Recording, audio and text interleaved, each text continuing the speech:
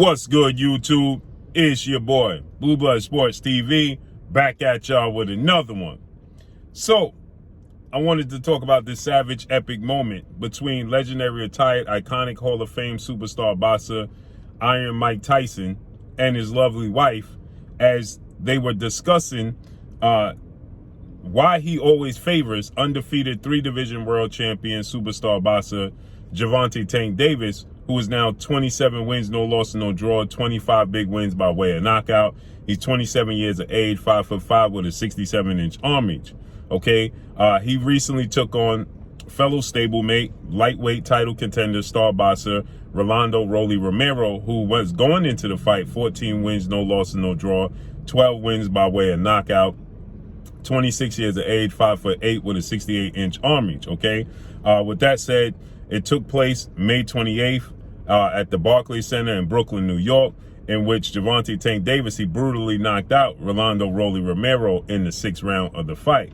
But before that, Iron Mike Tyson, he stated that, he and his wife always have debates as to why he always picks Gervonta Tank Davis, right? Obviously, Gervonta Tank Davis, he has knockout power, and that's favorable to Mike Tyson in Mike Tyson's career.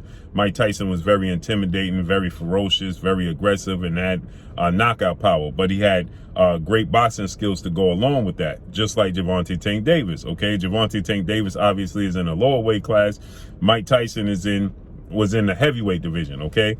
So Mike Tyson was ferocious, but when it came down to it, he stated that his wife was saying that Rolly Romero has a chance to win the fight. You just writing him off, okay? Why are you writing off Rolly Romero? He has an opportunity to win the fight. So Mike Tyson is saying Rolly can't box. He can't, he's not that good of a fighter, okay? He does have power, okay? He is, 5'8", he does have a 68-inch arm reach. So he's definitely significantly bigger than Gervonta Tank Davis, who's 5'5" with a 67-inch arm reach, okay? But he was asked about, if he, Rolly had an opportunity, right? And so Mike Tyson is saying that, his wife, she got upset. And so this was her response. This is epic. This was her response to Mike Tyson always choosing Gervonta Tank Davis and not giving the underdog an opportunity. Listen what he had to say. Family members hate too, right? Right. No. So me and my wife, so I said, Rolly's not gonna fucking win. Look at, I saw him fight. He's not gonna beat this guy, all right? And she said, they didn't think Buster Douglas was gonna beat you. Wait, your wife told you that? This morning. So that was her response. So he said that they was debating, and he said that, he was telling her, I watched Rolly fight. So clearly she was, she was getting frustrated that, he was saying that Rolly don't have an opportunity or a chance to beat Gervonta Tank Davis, and he was saying, I watched this guy fight, and she was getting frustrated. And, he said, well, what makes you think he said, well, they didn't think Buster Douglas was going to beat you, right? Listen. Look at, I saw him fight. He's not going to beat this guy. Oh, you got to hear this. Family members hate too, right? Right. No. So me and my wife, so I said, Rolly's not going to fucking win. Look at, I saw him fight. He's not going to beat. So you could clearly see he's like, Rolly is not going to win, So obviously they was debating, and she feel like Rolly have an opportunity, and why he don't give Rolly an opportunity, right? And he's saying, I watched this guy fight, but listen to her response. This guy, all right? And she said, they didn't think Buster Douglas was going to beat you. They didn't think Buster Douglas was going to beat you. Listen what he said. I told you that? Oh, This morning. This morning. I said, that's okay, you're a hater. But, Hey, I thought that was epic, man.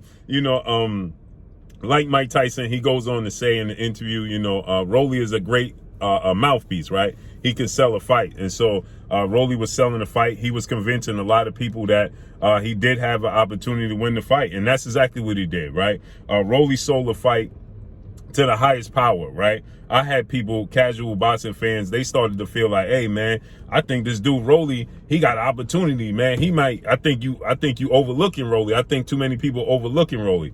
Rolly went in the fight very inexperienced. You know, power, yes, he does have power.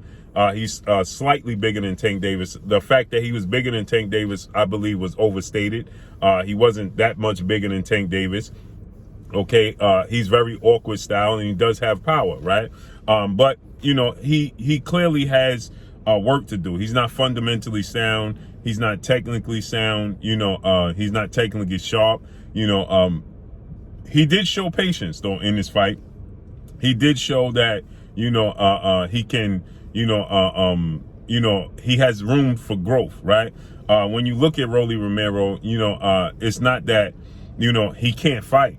It's that he lacks the experience. He needs fundamentals, right? He needs to, you know, he needs to go back to the drawing board, right? And his trainer, yeah, they teach being awkward. They teach being, you know, unorthodox, right? And they work on that. But at the end of the day, you know, that's not going to beat the upper echelon in the lightweight division, the junior welterweight division, or the welterweight division, right?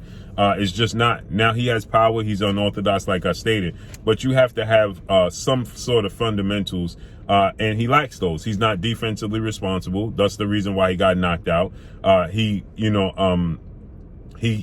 attempted the same thing twice, like 4-division world champion Mexican superstar boxer Leo Santa Cruz attempted to do with Gervonta Tank Davis, and he was brutally knocked out by a left uppercut, okay? Because Gervonta Tank Davis has a very, very high ring IQ. Gervonta Tank Davis is, you know, very athletic, very explosive, power in both hands. But Gervonta Tank Davis ultimately gets overlooked that he's very skilled, okay? He can box. His power, the fact that he has a lot of power makes a lot of people enamored with his power, and they overlook his skills to box, right? They dismiss the fact that he can box. He can set up his knockouts, right? They simply overlook it, right? And so in this case, in this situation, in this instant, right, here's another case in another situation where it just gets overlooked. And so, you know, at the end of the day, what happens is, you know, that, you know, he sets up his knockouts. It's not that he just is overly aggressive, front foot heavy, you know, a pressure fighter and then just knocking people out. That's not who he is. He sets up his knockouts, okay? He sets up, you know, his opponents to be knocked out, right? He takes his time.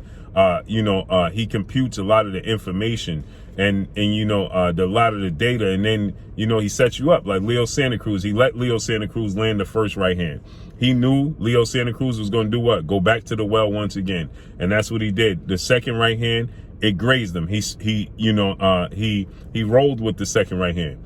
And what happened? Leo Santa Cruz, he went to throw a third one, which he completely slipped, went underneath, and came up with the uppercut. If you look at the fight with Rolly Romero, okay, he threw the first punch. Gervonta Tank Davis understood he's going to attempt to do it again. Okay, if he did it the first time, he's going to attempt to do it again. And so what did he do? He attempted to do it again, and he led with it, you know, off balance. Tank slipped it and threw a hook right hand, a hook left hand, right? Hook left uppercut right hand, right? He kind of disguised it, and it knocked Rolly out, right? Because he didn't see it coming. Why? Because inexperience, right? He wasn't technically sound defensively. He wasn't fundamentally sharp with his punches, and that ultimately was the reason why. Guess what? He was brutally knocked out, and you know, that's experience, lack of experience, right? And so ultimately that's what Mike Tyson was getting at when he was trying to tell his wife and explain to his wife that, you know, it's a levels to skills.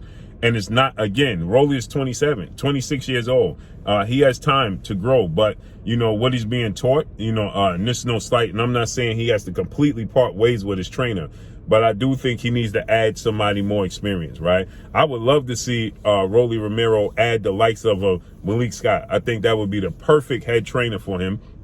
And his trainer now, Bullet, can still be, you know, involved and still be around, and you don't have to part ways with him. But I think that you need somebody that's going to go break it down to the lowest denominator, you know, be able to, explain to you why you're doing what you're doing, right? Not just telling you, oh, let's do this, let's throw this combination, and explain to you why you're throwing the combination, explain to you why you stepping the way you're stepping, explain to you why you're using a jab, why you controlling this distance, right? I think Malik Scott is the perfect person for Rolando Rolly Romero because you can clearly see the potential.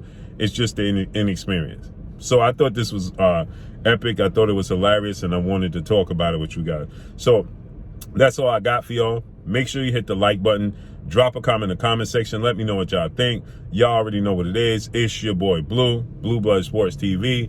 Hate, like, comment, and subscribe. You haven't subscribed, hit the subscribe button, hit the like button, hit the bell icon to get all the new notifications. Follow me on Instagram at Blood Sports TV, all one word. Y'all already know what it is. Shout out to the entire LDBC.